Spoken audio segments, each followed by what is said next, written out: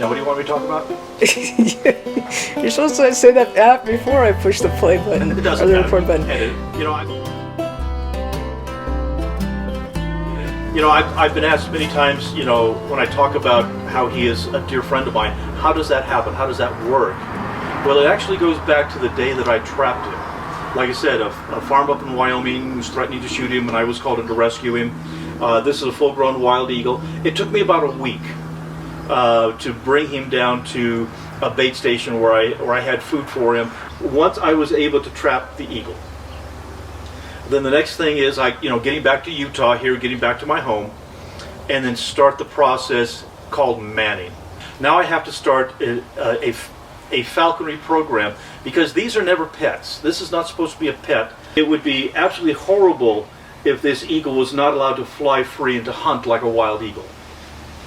I do not own this bird. I serve him well. So the first thing I have to do is convince the eagle that I'm a really nice guy. And the way that we do this is we go into a very dark, quiet area, which is my basement, here at my home. And I turn on the television set so that there's a little bit of light in the room, and it's dark, and it's quiet, and it's cool, and I have food for the eagle. And I put the leather straps on its legs that you see here. These are called Jessies.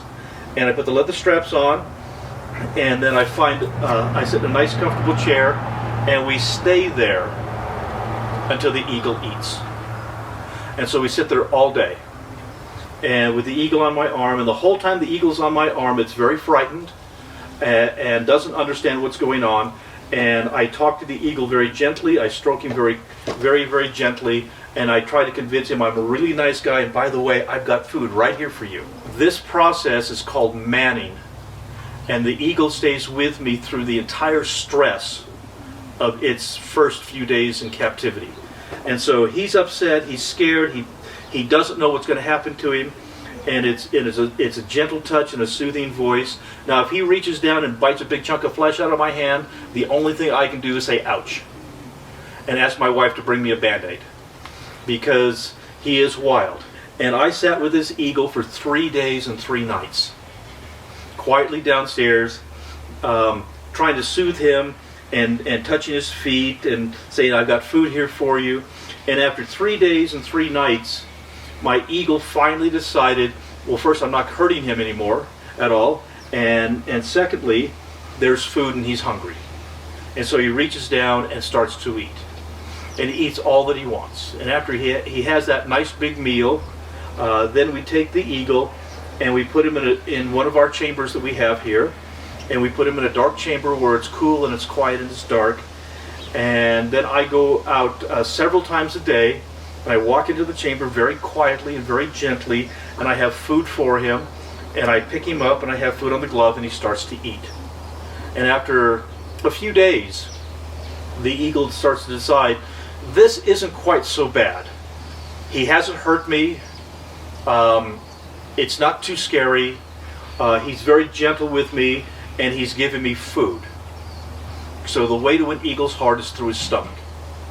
And so after a few days of doing that, he starts to look forward to my arrival. And so every day I walk into his chamber, and he looks over and goes, oh, he's going to come feed me again. This isn't terrible. And then one day I do a terrible thing. One day I walk into his chamber. This is after I've had him for a couple of weeks. I walk into his chamber, and I walk right up to the eagle, and I've got food in my glove like I have for the last 2 weeks. And I basically hold the glove up to him, and he wants me to put the glove right up, so he just steps on the glove for his food. I hold the glove about a foot away from him. And he looks at me like, what are you doing?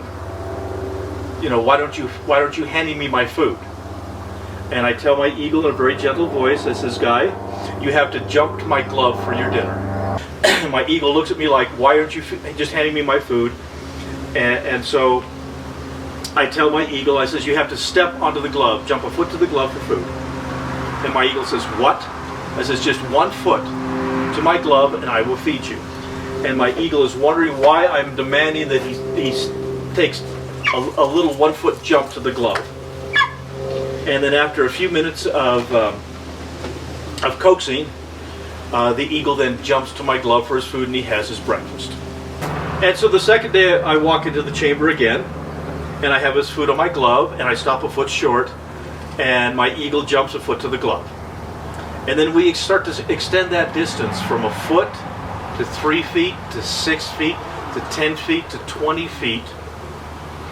Now we're outside, and the eagle is on a heavy piece of cord that we call a creance that's about 100 feet long. And we start calling the eagle from a perch to the glove, outside again 10 feet, 20 feet, 50 feet, 100 feet, a couple of 100 feet on the creance. And then as soon as I put him on the perch and I start to walk away, and he immediately flies and wants to come to the glove food, I don't even have to whistle for him, because he knows that's how he gets fed. Now it's time to take him out on the desert, out to the wild. All of this equipment comes off. We turn him loose, and the eagle flies away, with the hope that when I blow the whistle, because that's the dinner bell, he knows when I blow the whistle, there's food on my glove. So when I blow the whistle, the eagle will turn back around, fly back, and land on my glove for food. And that's the most terrifying time in falconry, and it has been for 4,000 years.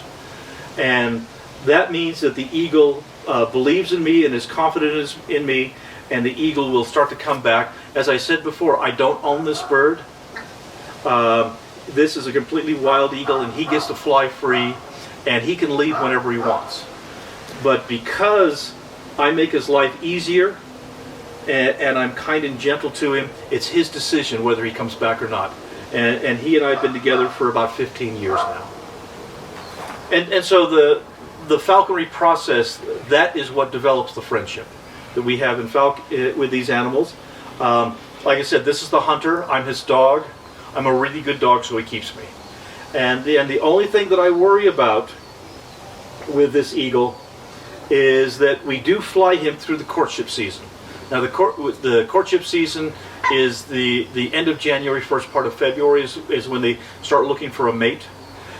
And he flies and hunts through the courtship season, and if he finds a pretty little lady eagle that's cuter than I am, he will fly away and never come back. But he and I have been together for 15 years, which is just absolute proof that I'm adorable. And part of that relationship is that,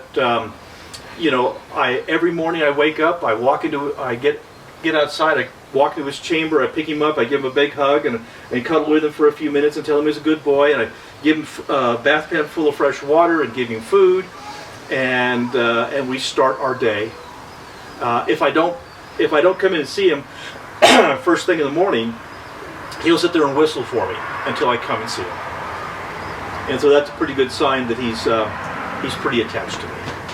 This is a 7-day-a-week relationship, and we have to be able to maintain this relationship and this friendship. If you're not willing to put in 7 days a week, several hours a day with these animals, you'll never develop that kind of a friendship. As I tell everybody, if I miss a day, it puts me back a week. And if I miss a week, it puts me back a month in the time and effort and the quality of our friendship. And so this is something that is truly a life's dedication. Falconry is not a hobby. It's truly a life's skill and life's dedication.